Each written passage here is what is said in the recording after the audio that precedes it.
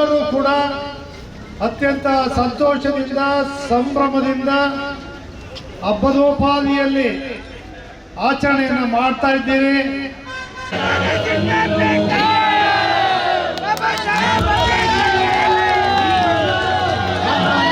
ಆಚರಣೆಯನ್ನ ಮಾಡಲಿಕ್ಕೆ ಶಿವಕುಮಾರ ಸ್ವಾಮಿಯವರು, ಸೋಮಯ್ಯನವರು, ರಮೇಶ್ ಅವರು, ವೆಂಕಟೇಶ್, ಆಚಪ್ಪ, ಶಿವಣ್ಣ, ವಸಂತ, ಪ್ರಕಾಶ್, ಕೆಂಪಣ್ಣ, ಪುಟ್ಟಸ್ವಾಮಿಯವರು, ಚಿಕ್ಕಣ್ಣ ಮೇಷ್ಟ್ರು, ಶೇಖರು, ಪಾಪು, ಕೃಷ್ಣ ಹಾಗೂ ಡಾಕ್ಟರ್ BR ಅಂಬೇಡ್ಕರ್ ಸಂಘದ ಅಧ್ಯಕ್ಷರು, ಪದಾಧಿಕಾರಿಗಳು, ಯಜಮಾನರುಗಳು, ತಾಯಂದಿರು ಎಲ್ಲರೂ ಕೂಡ ಒಟ್ಟಾಗಿ ಒಗ್ಗಟ್ಟಾಗಿ ಸೇರಿ ಇವತ್ತು ಪಾಲ್ಗೊಂಡಿರ್ತಕ್ಕಂಥ ತಮಗೆಲ್ಲರಿಗೂ ಕೂಡ ನನ್ನ ಆರ್ಥಿಕ ಸ್ವಾಗತ, ಶುಭಾಶಯಗಳು, ಅಭಿನಂದನೆಗಳು, ನಮಸ್ಕಾರ.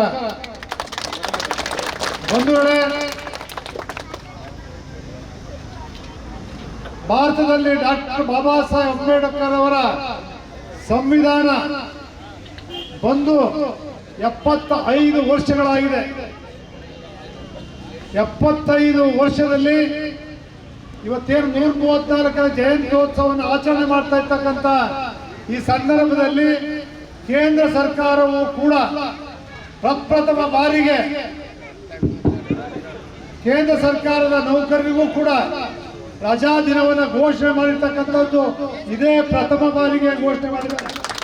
ಇದೇ ಪ್ರಥಮ ಬಾರಿಗೆ ಪ್ರಪಂಚದಲ್ಲೇ ಅಮೆರಿಕ, ಇಂಗ್ಲೆಂಡ್, ಜರ್ಮನ್ ಎಲ್ಲ ದೇಶಗಳನ್ನ ಸುತ್ತಿ ಭಾಗವಹಿಸಿ 7 ದೇಶಗಳ ಅಲ್ಲಿನ ಕಾನೂನನ್ನ ಅಧ್ಯಯನ ಮಾಡಿ ಭಾರತ ದೇಶದಲ್ಲಿ ಪ್ರಪಂಚದಲ್ಲೇ ಅತ್ಯುತ್ತಮವಾದ ಸಂವಿಧಾನವನ್ನ ಬಹಳ ಶ್ರಮದಿಂದ ಬದುಕು, ಬರಹ, ಹೋರಾಟದ ಅವ್ರಿಗಾಗಿರ್ತಕ್ಕಂಥ ಅಪಮಾನಗಳ ಸಂಕೋಲ ಏನೇ ಇರ್ಬೋದು, ಇದೆಲ್ಲವನ್ನ ಧಿಕ್ಕರಿಸಿ ತಾಯಿಯನ್ನು ಕಳ್ಕೊಂಡು, ತಂದೆ ಕಳ್ಕೊಂಡು, ಅಣ್ಣ ತಮ್ಮಂದಿರೆಲ್ಲ ಹೋದ್ರು ಕೂಡ ಒಬ್ಬರೇ ಏಕಾಂಗಿಯಾಗಿ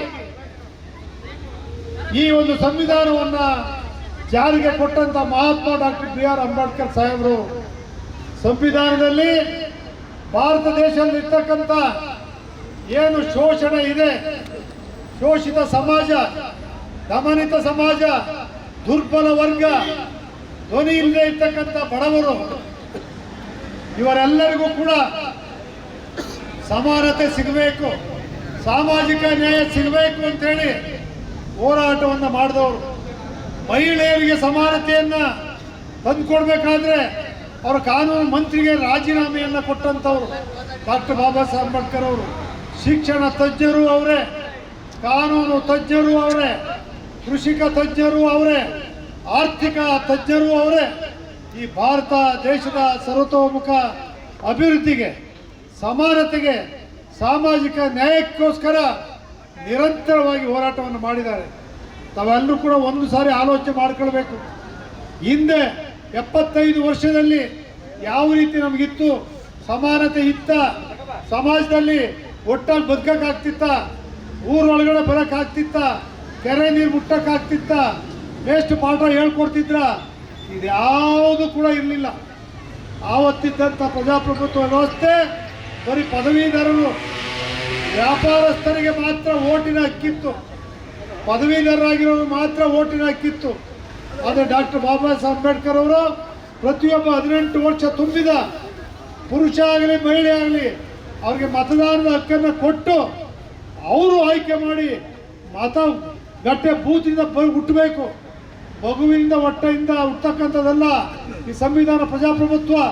ಈ ಸಂವಿಧಾನದ ಅಡಿಯಲ್ಲಿ 18 ವರ್ಷ ತುಂಬಿದ ಎಲ್ಲ ಮತದಾರರು ಕೂಡ ಪವಿತ್ರವಾದ ಮತದಾನವನ್ನು, ಒಬ್ಬರಿಗೆ ಒಂದೇ ಮತದಾನದ ಹಕ್ಕು.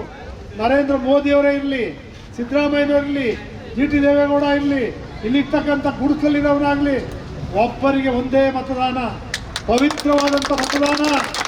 ಈ ಪವಿತ್ರವಾದ ಮತದಾನ ಹಕ್ಕನ್ನು ಕೊಟ್ಟಿದ್ದೇನೆ. ನೀವು ಯಾವತ್ತೂ ಪರಿಶ್ರಮ ಪಟ್ಟಿದ್ದೇನೆ.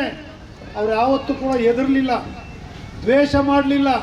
ಅವ್ರು ಯಾರ್ಯಾರು ಕಿರುಕುಳ ಕೊಟ್ಟರು, ಅವ್ರು ಯಾರ ಹೆಸರನ್ನ ಅವ್ರೇನು ಬರೆದಿಲ್ಲ, ಆ ಸಮಾಜವನ್ನು ವಿರೋಧ ಮಾಡಲಿಲ್ಲ.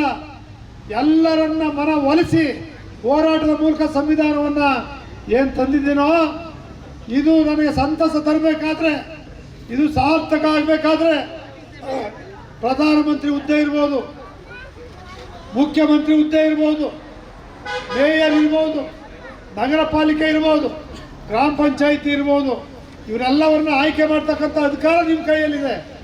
ನೀವು ಬಡವರ ಪರವಾದಂಥ, ದೀನ ದಲಿತರ ಪರವಾದಂಥ, ದುರ್ಬಲ ವರ್ಗದವರ ಪರವಾದಂಥ ವ್ಯಕ್ತಿಗಳನ್ನು ಆಯ್ಕೆ ಮಾಡಿ ಅಧಿಕಾರಕ್ಕೆ ತಂದು ಅವರ ಪ್ರಧಾನಮಂತ್ರಿಯಾಗಿ ಮುಖ್ಯಮಂತ್ರಿಯಾಗಿ ಅಧಿಕಾರವನ್ನು ಸ್ವೀಕಾರ ಮಾಡ್ತಾರಲ್ಲ, ಆವಾಗ ನಮ್ಮ ಸಂವಿಧಾನ ಜಾರಿ ಬರುತ್ತೆ.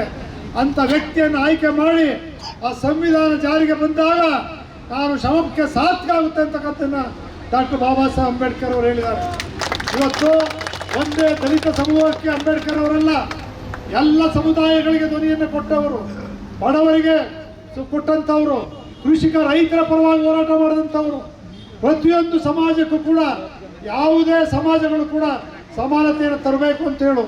ಈ ದೇಶದಲ್ಲಿರ್ತಕ್ಕಂಥ ಆರ್ಥಿಕ ವ್ಯವಸ್ಥೆ ಸತ್ತೆ ಮತ್ತು ಸ್ವತ್ತು ಸಮನಾಗಿ ವಿತರಣೆ ಆಗಬೇಕು. ಯಾರೋ ಒಬ್ಬ ಶ್ರೀಮಂತನ ಸೊತ್ತಾಗಬಾರ್ದು, ಬಡವನಿಗೆ ಹೊಟ್ಟೆಗೆ ಊಟ ಇಲ್ಲದೆ ಶಿಕ್ಷಣ ಇಲ್ಲದೆ ಇರ್ತಕ್ಕಂಥ ಆಗಬಾರ್ದು. ಅದಕ್ಕೋಸ್ಕರ ಅವ್ರು ಮೊದಲು ಹೇಳ್ತಾರೆ, ಸಮಾನತೆ ಬರಬೇಕಾ, ಸಾಮಾಜಿಕ ನ್ಯಾಯ ಸಿಗಬೇಕಾ, ಎಲ್ಲರೂ ಶಿಕ್ಷಣವಂತರಾಗಿ ವಿದ್ಯಾವಂತರಾಗಿ ಪ್ರತಿಯೊಬ್ಬರು ಕೂಡ ವಿದ್ಯೆಗೆ ನಿಮ್ಮ ಯಾವುದೇ ಹಣದಿಂದ ಐಶ್ವರ್ಯದಿಂದ ಸಮಾನತೆಯನ್ನು ತರಲಿಕ್ಕೆ ಸಾಧ್ಯ ಇಲ್ಲ. ಯಾರೋ ಕೆಲವರು ಮಾತ್ರ ಶ್ರೀಮಂತರಾಗ್ತಾರೆ, ಕೆಲವು ವ್ಯಾಪಾರಿಗಳಾಗ್ತಾರೆ, ಆದರೆ ಶಿಕ್ಷಣದಲ್ಲಿ ಮಾತ್ರ ಸಮಾನತೆಯನ್ನು ತರಲಿಕ್ಕೆ ಸಾಧ್ಯ.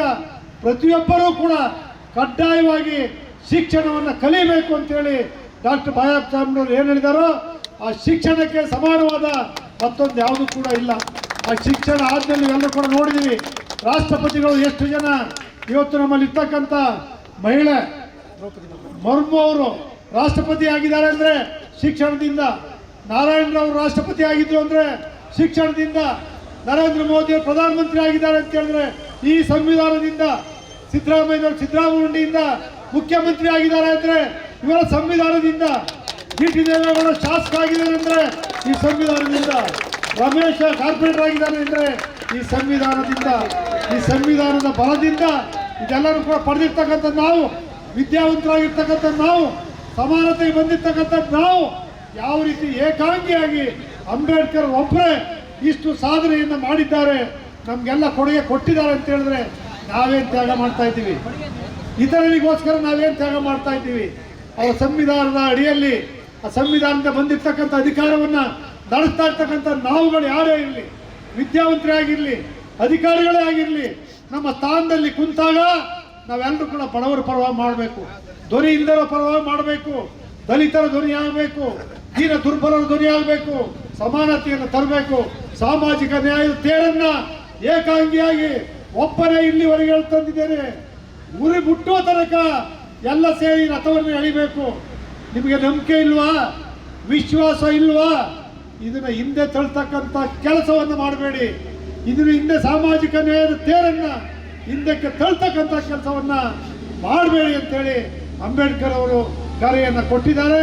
ಇವತ್ತು ತಾವೆಲ್ಲರೂ ಕೂಡ ಇಡೀ ದೇಶ ಪ್ರಪಂಚದಲ್ಲೇ ಯಾರಾದರೂ ಒಬ್ಬ ವ್ಯಕ್ತಿಯ ಈ ಜನ್ಮದಿನಾಚರಣೆ ಆಚರಣೆ ಮಾಡ್ತಾ ಇದ್ರೆ ಇಡೀ ಪ್ರಪಂಚದಲ್ಲಿ ಓನ್ಲಿ ಬಾಬಾ ಸಾಹೇಬ್ ಅಂಬೇಡ್ಕರ್ ಅವರ ಜನ್ಮದಿನಾಚರಣೆ ಪ್ರಪಂಚದಾದ್ಯಂತ ಆಚರಣೆ ಮಾಡ್ತಾ ಇದ್ದಾರೆ.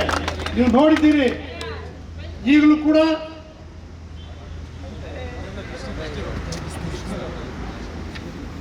ಹಿಂದೆಗೂ ಇವತ್ತಿಗೂ ನೋಡಿ ಎಲ್ಲರೂ ನಿಮ್ಮನ್ನು ಪ್ರೀತಿಸ್ತಾ ಇದ್ದಾರೆ. ನೀವು ಪ್ರೀತಿಸ್ಬೇಕು. ಅವರೊಬ್ಬರೇ ಎಲ್ಲರೂ ಸಮಾಜ ಕಟ್ತಕ್ಕಂಥ ಕೆಲಸ ಮಾಡಾರೆ. ಶಿಕ್ಷಣ ಸಂಘಟನೆ ಹೋರಾಟ ಅಂತೇಳಿ ನೀವು ಪ್ರೀತಿಯಿಂದಲೇ ಗೆಲ್ಲಬೇಕು. ದ್ವೇಷದಿಂದ ಯಾವುದು ಸಾಧನೆ ಮಾಡಬಾರ್ದು, ದ್ವೇಷ ಮಾಡಲೇಬಾರದು.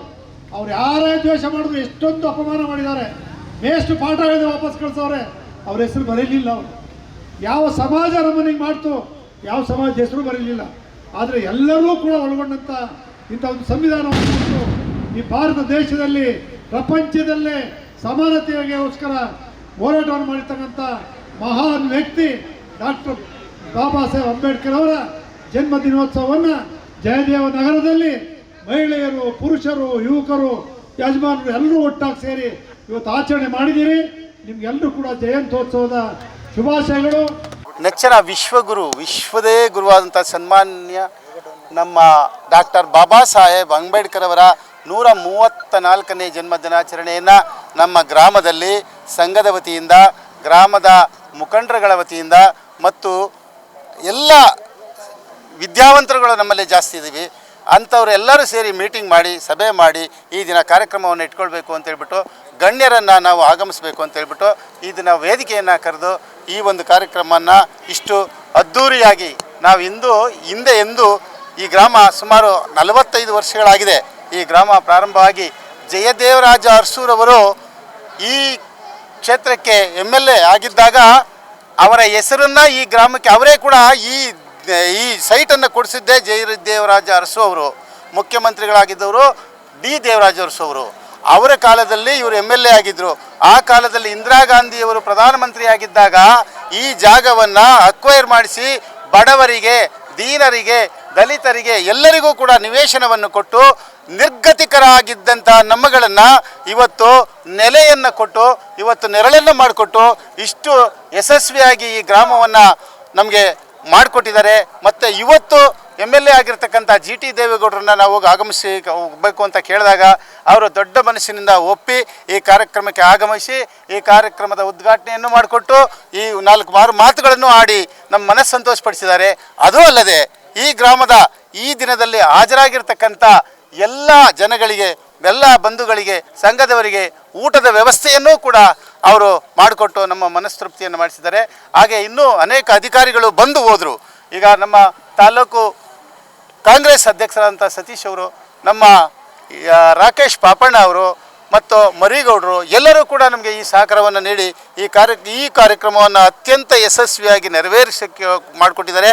ಅದನ್ನು ಕೂಡ ನಮ್ಮ ಗ್ರಾಮದ ಯುವಕರು, ವಿದ್ಯಾವಂತರು ಅತ್ಯಂತ ಒಗ್ಗಟ್ಟಿನಿಂದ, ಪ್ರೀತಿಯಿಂದ, ಅದೆಷ್ಟು ಮಮತೆಯಿಂದ ಕಷ್ಟಪಟ್ಟು ಹಗಲು ರಾತ್ರಿಗಳನ್ನೇ 3 ದಿನದಿಂದಲೂ ಕೂಡ ಈ ಕಾರ್ಯಕ್ರಮವನ್ನು ಲೈಟಿಂಗ್ಸ್ ಅಂತೂ ನಮ್ಮ ಮೈಸೂರು ದಸರಾದಲ್ಲೂ ಹಾಕಿರಲಿಲ್ಲ. ಅದು ಅಷ್ಟು ಚೆನ್ನಾಗಿದೆ. ನೈಟಲ್ಲಿ ನೋಡಬೇಕು, ಬಹಳ ಚೆನ್ನಾಗಿತ್ತು, ಚೆನ್ನಾಗೂ ಇದೆ. ಈ ದಿನ 3 ದಿನ ಆಯಿತು ಈಗ ಲೈಟಿಂಗ್ಸನ್ನು ಹಾಕಿ ನಮ್ಮ ಗ್ರಾಮ ಅದ್ಧೂರಿಯಾಗಿ ಯಶಸ್ವಿಯಾಗಿ ಈ ಕಾರ್ಯಕ್ರಮವನ್ನು ನೆರವೇರಿಸಿ ನಮ್ಮ ಗ್ರಾಮದ ಯುವಕರು, ಸಂಘದವರು, ಡಾಕ್ಟರ್ BR ಅಂಬೇಡ್ಕರ್ ಸಂಘದವರು ಮಾಡಿಕೊಟ್ಟಿದ್ದಾರೆ. ನಮಗೆ ತುಂಬ ಸಂತೋಷ ಆಗಿದೆ. ಮುಂದಿನ ದಿನದ ಕಾರ್ಯಕ್ರಮಗಳನ್ನು ಕೂಡ ಇದೇ ರೀತಿ ಮಾಡುವಂಥ ಒಂದು ಒಗ್ಗಟ್ಟು ಈ ಒಂದು ಕಾರ್ಯಕ್ರಮದಿಂದ ನಮ್ಮೆಲ್ಲರಲ್ಲೂ ತುಂಬಿ ಬಂದಿದೆ ಅಂತ ಹೇಳ್ತಾ ಈ ಒಂದು ಕಾರ್ಯಕ್ರಮಕ್ಕೆ ಈ ಒಂದು ತಾವು ಕೂಡ ನಮ್ಮ ಗಣ್ಯರು, ಆರಕ್ಷಕ ಠಾಣೆಯವರು ಬಂದು ನಮ್ಗೆ ರಕ್ಷಣೆ ಮತ್ತು ಮಾರ್ಗದರ್ಶನ ಮತ್ತು ಈ ಮಾಧ್ಯಮದವರು ಕೂಡ ನಮಗೆ ಹೆಚ್ಚಿನ ಯಶಸ್ವಿಯಾದಂಥ ಒಂದು ಪ್ರೋತ್ಸಾಹವನ್ನು ನೀಡಿ ಎಷ್ಟೇ ತಡ ಆದರೂ ಕೂಡ GT ದೇವೇಗೌಡರು MLA ಸಾಹೇಬರು ಅವ್ರು ಬಂದು ಉದ್ಘಾಟನೆ ಮಾಡಿ ಅವರು ಊಟದ ಉದ್ಘಾಟನೆಯನ್ನು ಮಾಡಿಕೊಡೋವರೆಗೂ ತಾವು ಇಷ್ಟೊಂದು ತಾಳ್ಮೆಯಿಂದ ಮಾಧ್ಯಮದವರು ಇದ್ದೀರಿ ಅಂದರೆ ನಿಮಗೆ ನಮ್ಮ ಗ್ರಾಮದ ಪರವಾಗಿ ತುಂಬ ಹೃದಯದ ಒಂದು ವಂದನೆಯನ್ನು, ಧನ್ಯವಾದಗಳನ್ನು ಹೇಳ್ತಾ ನಾವು ಈ ಕಾರ್ಯಕ್ರಮ ಮಾಡಿದ ಉದ್ದೇಶ ಏನೆಂದರೆ ಈ ಕಾರ್ಯಕ್ರಮದಲ್ಲಿ ನಾವು ಎಲ್ಲರೂ ಒಟ್ಟಿಗೆ ಸೇರ್ಬೋದು. ಯುವಕರೇ ನಮ್ಮ ಜಯದೇವನಗರದ ಯುವಕರು ಎಲ್ಲ ಸೇರಿ ಮಾಡೋ ಕಾರ್ಯಕ್ರಮ ಇದು. ಬೇರೆಯವರು ಯಾರ್ದು ಸಪೋರ್ಟ್ ತಗೊಳ್ದೇನೆ ನಮ್ಮ ಜಯದೇವನಗರದ ಯುವಕರು ಎಲ್ಲರೂ ಕೂಡಿ ತನು ಮನ ಧನ ಅರ್ಪಣೆ ಮಾಡಿಕೊಂಡು 1 ವಾರದಿಂದ ನಿರಂತರ ಕಾರ್ಯನಿರ್ವಹಿಸಿ ಈ ಇದು ಅಂಬೇಡ್ಕರ್ ಜಯಂತಿನ ಮಾಡ್ತಾಯಿದ್ದೀವಿ. ಅದರ ಮೂಲ ಉದ್ದೇಶ ಎಲ್ಲ ಒಟ್ಟಾಗಿರ್ಬೋದು, ಎಲ್ಲ ಒಟ್ಟಾಗಿ ಒಗ್ಗಟ್ಟಿಂದ. ಇದು ಕೋವಿಡ್ಗೂ ಮುಂಚೆ ಮಾಡಿದ್ದು ಜೋರಾಗಿ, ಅದಾದಮೇಲೆ ಮಾಡಿರಲಿಲ್ಲ, ಈಗ ಮಾಡ್ತಾಯಿದ್ದೀವಿ. ಇವತ್ತು ಸಂಜೆ ಇದೇ ರೀತಿ ವಿಜೃಂಭಣೆಯ ಮೆರವಣಿಗೆ ಹೋಗುತ್ತೆ. ಇಲ್ಲಿ ಸಮುದಾಯ ಭವನದಿಂದ ಪ್ರಾರಂಭವಾಗಿ ನಮ್ಮ ರಿಂಗ್ ರೋಡ್ ಸರ್ಕಲಿಂದ ಬಂದು ಸಾಯಿ ಗಾರ್ಮೆಂಟ್ಸ್ ತಲುಪಿ ಜಯದೇವನಗರ ವಿವಿಧ ಬೀದಿಗಳಲ್ಲಿ ಮೆರವಣಿಗೆ ಅದ್ದೂರಿಯಾಗಿ ಜರುಗುತ್ತದೆ. ಇದಕ್ಕೆ ನಮ್ಮ ಜಯದೇವನಗರದ ಯುವಕರು ತುಂಬ ಸಪೋರ್ಟ್ ಮಾಡಿದ್ದಾರೆ. ಅವರೆಲ್ಲರಿಗೂ ಧನ್ಯವಾದ ಹೇಳ್ತೇನೆ.